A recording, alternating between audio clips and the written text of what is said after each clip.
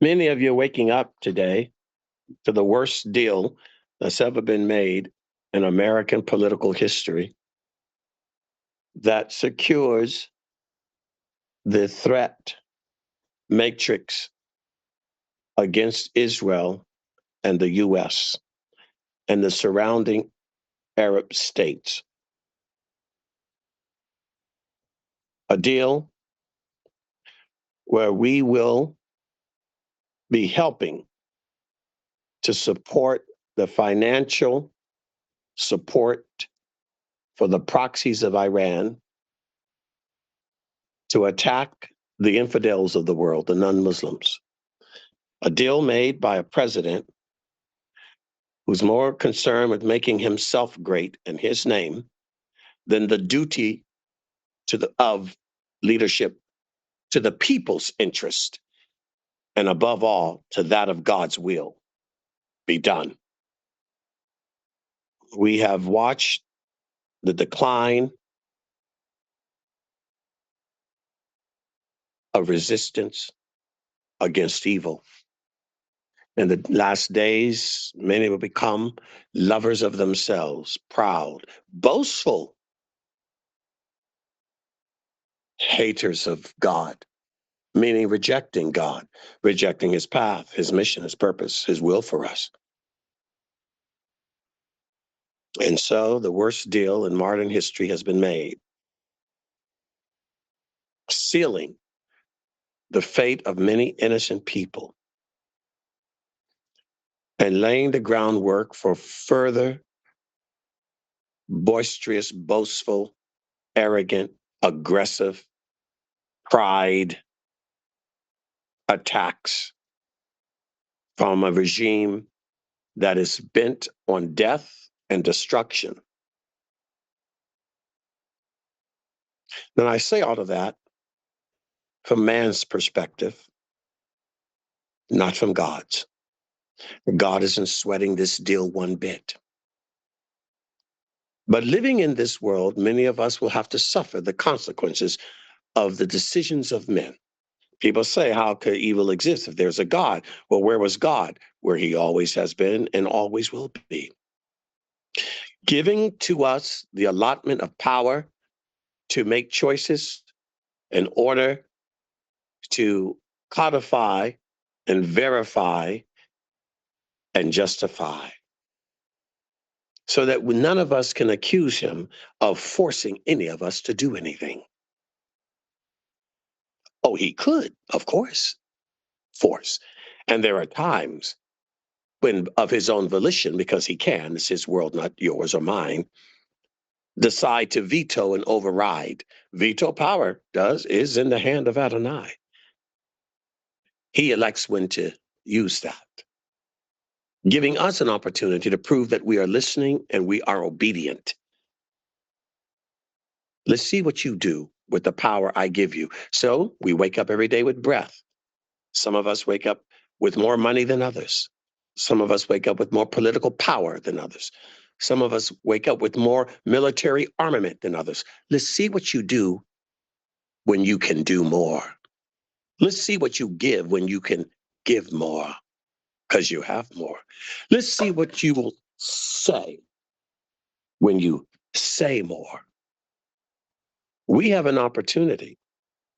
Papa gives us all an opportunity to make a difference, to change the world, to be an example of his will manifest in human life. And what did we see yesterday? In a Western nation that is supposedly, allegedly better than Jews, I guess, because you worship Jesus on Sunday. You call it the Lord's Day. And what's happening in the leader that so many Christians follow on the Lord's Day? On the Lord's Day, not the Lord's hour. Did any of you have a problem with all of this Lord's Day bloodletting, brutalizing, punching and bleeding gladiatorial Roman citizens in a Colosseum at the people's house, the White House? a government of, for, and by the people, not a government of, for, and by a president.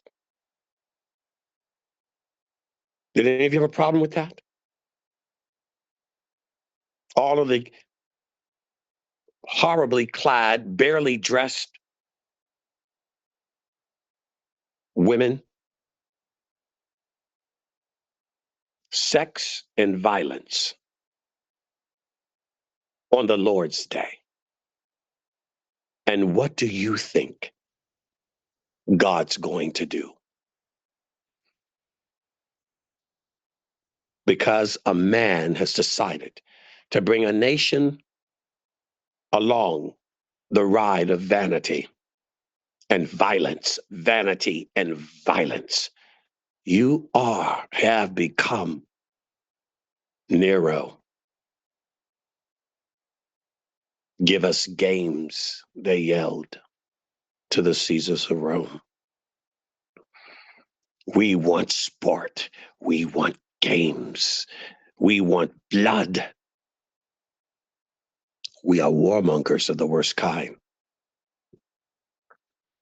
And when our enemies are more happy about the peace deal than our friends, what does that say? Pakistan? The Qataris? The Saudis? Oman? Bahrain? Are you kidding me? They're not your ally. What fools we have become. You said they're not your ally. It sounds like you said they're not your Allah. Well, their Allah is their ally, but Allah is not our ally. And like you said, if this is what you do on the Lord's Day, right? And what is new? You know, Trump, the last wave that we've had, we were almost to the point of crushing them, and then he pulled the plug, making a negotiation without us. And I say us, I mean, you know, Israel. We are the ones at war, not him, but apparently they were negotiating without us. Well, you know, the oil, there's money to be made here. We can't go on and striking. Israel's got to stop. It's always that way, isn't it? Our enemies attacking? Well, go on. Give it to those Jews. Give it to them, Jesus killers. Well, but when Israel retaliates and defends itself, well, Israel, hey, you've gone too far. No, that's enough. You back it off now. And if our enemies are rejoicing, then you know it is a demonic deal. But here's the good news. It's all part of the plan. Not because this is what God designed to be, but because he knows how it is going to be, and that's part of his plan. Remember, the Lord gives us a free will, but our free will is already a part of his will. He knows who we are before we are made, and everything is a part of the great design, the great cosmic design of God, so that at the end of days, when all nations come against Israel, he is going to judge them in the valley of Yehoshaphat and give them their due reward. So, don't be surprised that all nations are coming against Israel and that the US is falling away. What is the US anyway but some revived zombie Roman Empire of the 20th century? Not the 21st. It's definitely not going to make it to the end of the century, that's for sure. So, take it for what it's worth. Don't idolize politicians. Don't idolize the state, the beast, the government, the globalists. God is the conspiracist. He's the one above all, behind all. He's watching what you're doing and he's gonna judge you accordingly. So sure, he allows you to go that far, but then he's gonna pull the plug and said to you what you said to Israel. Now that's enough. Now I'm gonna pull out my branch and whip you. There is a judgment coming. Israel has suffered. They get a break. There's a judgment coming. And I issue a warning to everyone living within the borders of the United States. There's a judgment from Adonai coming. our turn.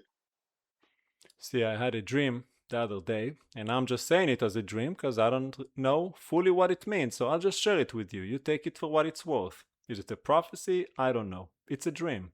But it was very interesting because it happened before this deal. It happened like 3 or 4 or 5 nights ago. I was with my father at some place, and there was a siren in my dream, and we were running to look for shelter. We were in an apartment building, not our home. And I asked somebody, "Where's the shelter?" And he pointed over there, and I went there.